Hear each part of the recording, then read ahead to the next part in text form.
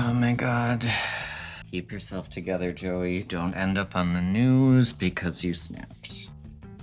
Oh my god, hi. Okay, I gotta level with you about something. Y'all are driving me bonkers. Maybe not you personally, but we need to talk about one of my pet peeves, and it's the term negative reinforcement. I hear people use it wrong all the time. And as a professional cat trainer, I cringe every single time I hear it misused. Because your behavior affects your cat's behavior, I'm going to talk about how you are affected by negative reinforcement and how it's creating trouble with your cat. After you watch this video, please just promise me one thing, and it's that you'll never misuse this term again because I can only eat so many carbohydrates to soothe myself. Let me share an example of a recent incorrect use of this term, and then we'll explain why the person who used this was just so very wrong. There was a post on Reddit that was talking about looking for a foster cat for someone's cat. They were explaining the cat's behavior and saying that the cat, well, generally pretty well behaved, does like to scratch furniture sometimes, and that the cat was being trained to only scratch scratchers using, and I loosely quote here, a combination of negative reinforcement, a spray bottle, and positive reinforcement, treats. I'm not even going to get into how it's unnecessary and even actually a bad idea to use spray bottle because the misuse of the term negative reinforcement is the problem here. Using a spray bottle on your cat is not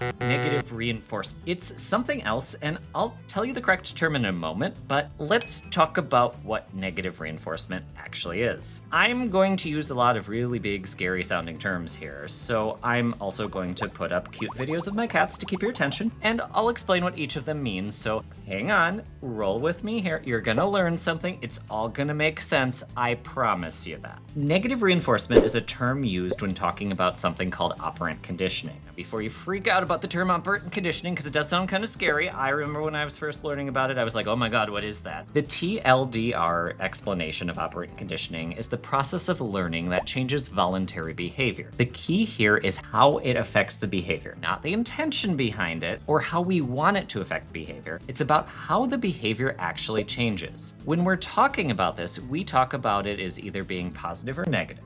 Positive and negative when it comes to behavior change doesn't actually mean good or bad. And that's where the example that I gave earlier starts to get things wrong. But oh, holy Bastoit, does that not even begin? That's not even the worst part of it. Oh god, I'm getting stressed even thinking about it. This is the most stressful video I've ever made. Positive means something was added, and negative means something was taken away. They got the positive reinforcement part right because adding in treats would absolutely be adding something in, but key there is that it's positive because something was added, not because the cat is excited about the snacks. So negative then means that something was removed, the opposite of positive, which, hey, adding in a spray bottle is adding something in. So the very first part of that was wrong. It was positive, not negative. But that's not all that they got wrong, because there's a second part, and that's the word reinforcement. The second word describes how the behavior actually changes. Not how we want it to change or intend for it to change, but how it actually changes. Hello, Poutine.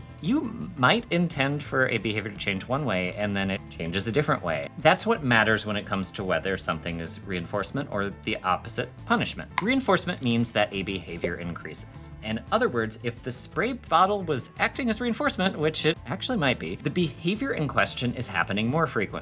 Negative reinforcement then means that something is removed and a behavior increases. So spraying your cat isn't negative reinforcement. This might be a little weird to some of you, but it might act as positive reinforcement, though, if your cat enjoys the attention or thinks that you're playing with them, which absolutely happens more than people think, which is why you should not use a spray bottle on your cat. There are better ways. Because you're adding in something, and the cat likes the attention, so the behavior is going to happen more often. That's reinforcement. The behavior happens more often. What people usually mean when they say negative reinforcement is positive punishment. Now, punishment is a bit of a loaded term, but it just means that something decreases the frequency of a behavior. Don't get me wrong, it's not always a pleasant thing, but that's not what we're referring to when we use the term punishment. It's the effect on the actual behavior. If this difference still doesn't make sense to you, let's talk about your behavior because, hey, these terms terms are used when discussing human behavior and learning too, so it applies to you. This may explain why you accidentally train your cat to do a lot of annoying behaviors.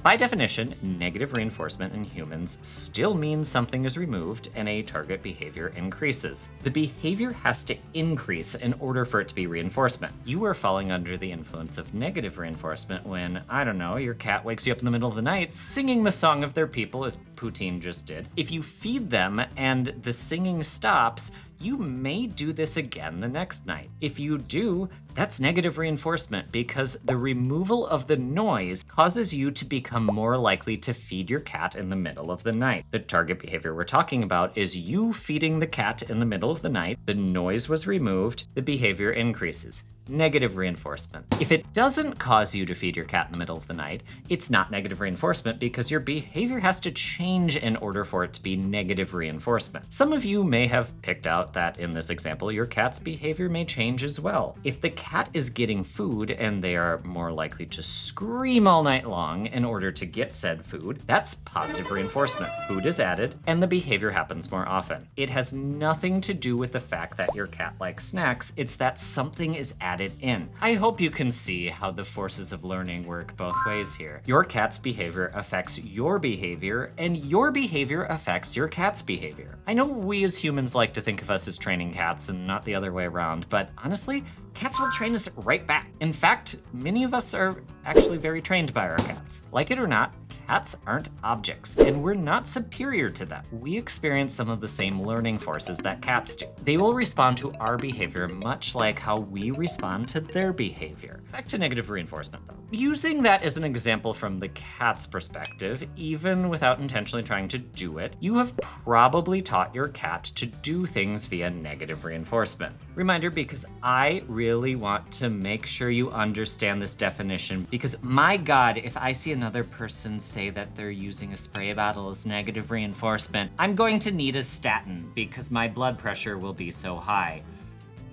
Negative reinforcement means something was removed and the target behavior we're talking about increased. Think about it. If you've ever been petting your cat and they bite you, what do? I seriously hope that you stop petting them. Really, stop petting your cat if they bite you when you're petting them. That's just not a good idea to keep trying to pet them. Next time you pet your cat, the cat may bite you a bit sooner and you stop petting them. Soon, your cat is labeled as being aggressive and you don't pet them as much. Or you keep petting them and you need an antibiotic. Natural consequences. You may also stop petting them if they give you what I like to call a bite gesture, which is where your cat turns their head and they act like they're going to bite you, but they stop before they actually reach your skin. Bite gesture. If you stop petting the cat, which please stop, listen to your cat. That means from your perspective, the cat's behavior is acting as, no, it's not negative reinforcement. I absolutely tried to trick you there. Just want to make sure you're paying attention. From your perspective, it would be positive punishment. Remember, the term punishment doesn't have a moral implication. Your cat isn't trying to say you're doing something bad. All that we're talking about is your behavior. The pain of the bite is added and you are less likely to keep petting your cat. Punishment means the behavior decreases. So your cat is not being spiteful or rude or a jerk. They're just communicating with you. They're not trying to do something out of some sort of human emotion that cats don't actually experience. Actually, I'd argue that you ignoring your cat's communication is the problem if you're doing it intentionally. And as an aside, if you just don't know what to look for, that's completely different than intentionally ignoring your cat's communication. I suggest that you learn a little bit about cat body language because there's always more to learn about cats. I'll put some resources in the description if you'd like to learn more about body language and cats. From your cat's perspective, however, the behavior of biting is being negatively reinforced. The annoyance or distress of being petted is removed and the cat is more likely to bite or give a bite gesture. That's negative reinforcement. So what should you take away from this? First, if you don't know what negative reinforcement is, don't use that term. Please, for my sanity, stop it. Second, if anyone uses the term negative reinforcement and they hint that whatever they're suggesting will stop a behavior, you should instantly not take them seriously because they don't understand a basic component of learning theory. This is something I learned in my introduction to psychology class, as it's a really fundamental concept. So chances are they're not a reliable source if they don't understand something this basic. Third, your behavior and your cat's behavior are constantly affecting each other. What you do to your cat and how you respond to their behavior is going to affect their behavior, and their behavior is going to affect yours right back. By ignoring this or trying to pretend that you don't have an actual two-way relationship with your cat, you're probably creating the behavior problems you don't really like. Regardless of your view on cats or pets in general, it